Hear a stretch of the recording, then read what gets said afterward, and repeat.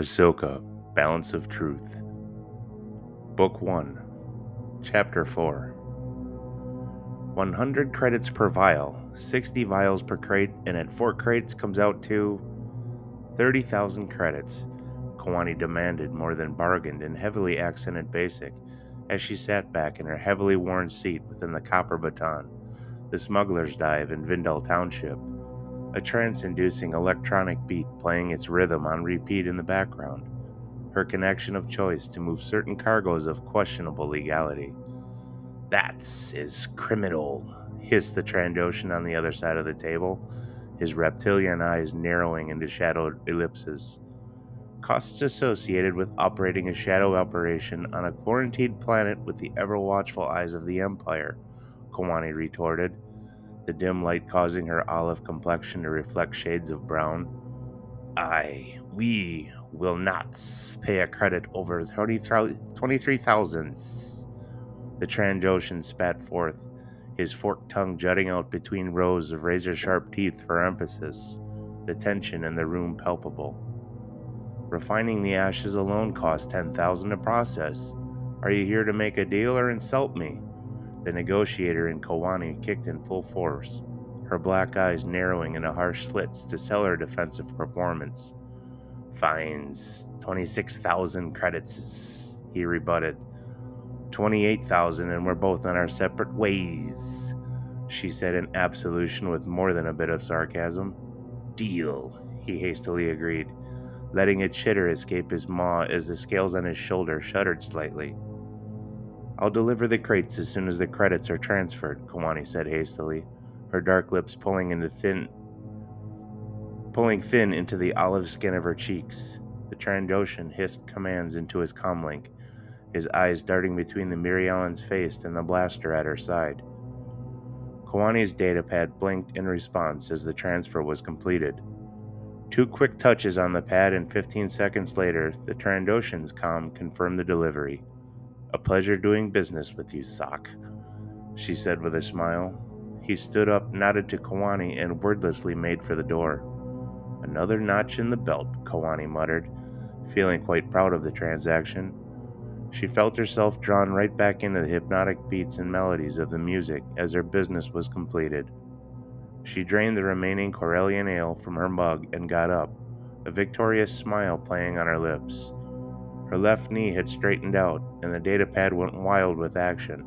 Her miner was leaving Malachor and entering orbit? Not impossible, she supposed, just improbable. The action surrounding the obliteration of the temple on Malachor had all but ceased 6 months prior, and only the most diehard and fortunate of excavators had the patience and capacity to sift through the wreckage levied at the temple site to mine for the petrified remains and shards of Kyber.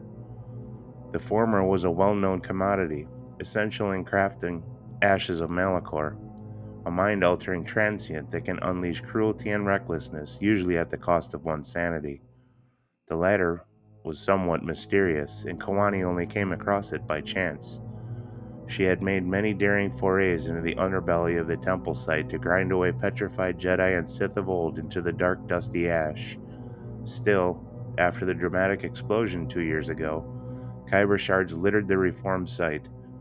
The complexity of getting to and identifying what was formerly easy to extract for the ash was made up for in ease by the simple presence of the crystal, and it was everywhere. Every day she would fill crate upon crate of the Kyber, knowing full well that she would have competition at some point, but the surprise of only a few others getting wind of and mining the site was astounding. The Empire had initially labeled Kyber restricted, but then more recently designated entirely contraband, which only fueled her enthusiasm to harvest more. However, the chore itself was becoming more difficult by the day. Debris had to be swept aside with care, not to damage what was left of the petrified remains, as she was also actively harvesting for the ash. The crystals were still relatively easy to find, as they were set into the surface of the debris or slightly under it, and being a woman of means, she set to work building a vessel, complete with droid, capable of doing this part of the job for her.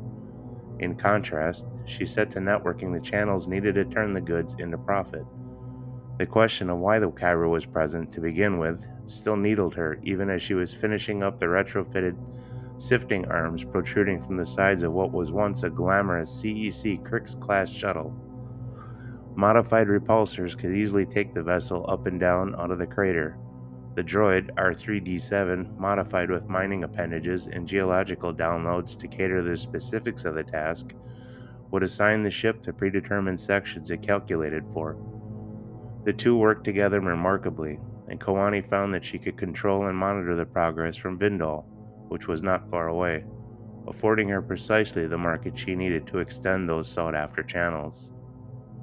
The profit was extensive. Being a hobbyist who made a profit from the knowledge gained from being a student of geology, Kawani knew Kyber could not naturally exist in this location. It shouldn't even exist on Malachor, but here it was, and so was she. Then there was the matter of the Imperial Star Dreadnought in the system, enjoying a healthy orbit over Malachor itself, Vader's Dreadnought. This kept most would-be diehards from following through with their raucous claims of stealing from right under their noses. Kawani was adept at many things, such as transmissions and signal manipulation, which she imposed as a specialty. Through a host of implementations, signal relaying, and bounce-back looping, she could scatter, scrub, mislead, cajole, duplicate, multiply, or kill all signal transmissions to and from her ship. The Liberator, her mainstay Corellian YT-1760, could create false echoes, relay and dispatch its signature elsewhere planetary, scrub it thoroughly, or falsely identify the scanning ship with its own signature. Keeping an entire inventory of any active signatures, Imperial and non, was the job of her initial protocol droid, which she downloaded into the ship's feed and database. She was, by all rights, invisible whenever she wanted to be. Approximately 1 year ago, the Dreadnought left the system. Attention, it seemed, was on Vindal now. Kawani's meticulous planning and execution of these strategies kept her one step ahead, ensuring her continued success in the risky business of Kyber mining, and now her miner was in low orbit. Kawani activated the one-way holoprojector in her miner and scanned the vessel's interior. She was shocked to see a sleeping Togruta female in the pilot's seat. In her mind, the situation was instantly upgraded from surprise to stupefaction. What the hell? She gave the datapad a shake, knowing full well it wouldn't change its display. I couldn't make this up if I tried.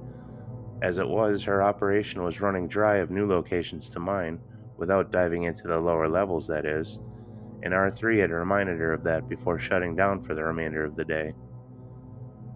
She began heading toward her ship and tucked the datapad in the right leg pocket of her khakis. Blaster holstered at her side, she would figure this out one way or another.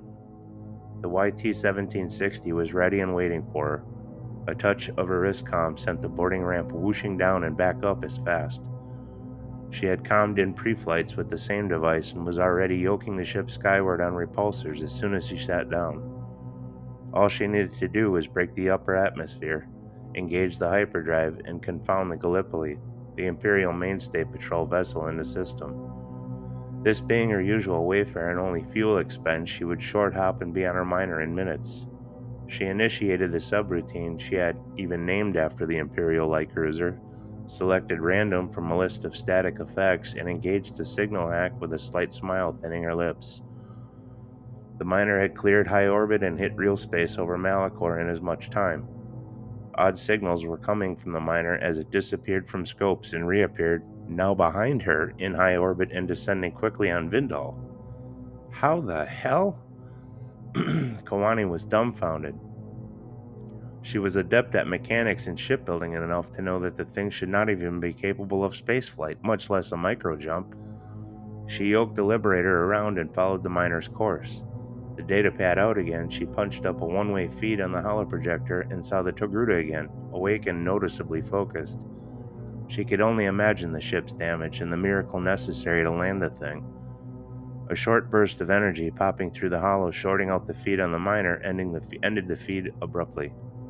The streak of fire in the atmosphere before her through the canopy settled any question she may have had about anything functioning on the ship. Too fast! You're coming in too fast! she shouted at the transparent steel in front of her.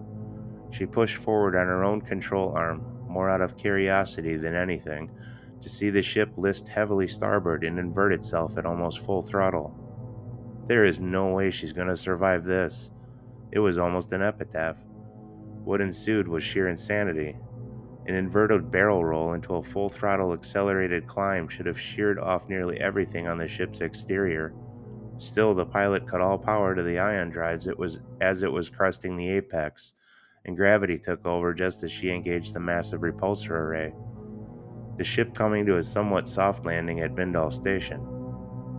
Kamani set her repulsors at max and sat, watching from 2 clicks away. The miner was done for. Honestly, finding its mark she didn't mind.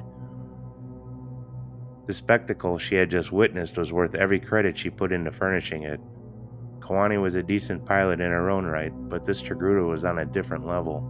The miner she could replace. This pilot would be priceless. Commander Quentin Kalev waited impatiently for the comtech to relay the information directly to his holotable, and sure enough, there was a heap of junk suspended in low orbit, just as the tech had indicated moments before in response to the chimes on his signal control. What happened in the next 5 minutes would take him hours of reports, blank stares into the eyes of superiors, and quite possibly the angst of Lord Vader. The space junk attained high orbit and was en route, it appeared, to Vindal via ion thrusters. In the blink of an eye, proximity detection picked up 3 Star Destroyers on a collision course with this ship and a Moncal Star Cruiser that had materialized off the port bow. Klaxons blaring, sirens wailing in warning of imminent danger, lights flashing in a cacophony of colors indicating a host of internal and external alarms, the entire crew looking in his direction for some form of guidance. Kalev began to bark out orders for evasive maneuvers and increased power to forward shielding, while internally cursing getting up this morning. In as much time as it took chaos to align itself, all presence outside the ship was gone. Nothing on scanners, scopes, and nothing in view. The Star Destroyers, Star Cruiser, and the anomaly leaving Malachor were gone. High and low resolution, near and long range scanning was coming back negative on all counts. With nothing to show for the commotion, he briefly tossed around the idea of scrubbing the incident entirely from the databanks. Still, he dismissed the notion instantaneously, as that would be certain death to do so. He returned to his command table, sat in the command chair, and prepped the comm to send word of the incident to Lord Vader. This was going to be interesting. 1. BBY.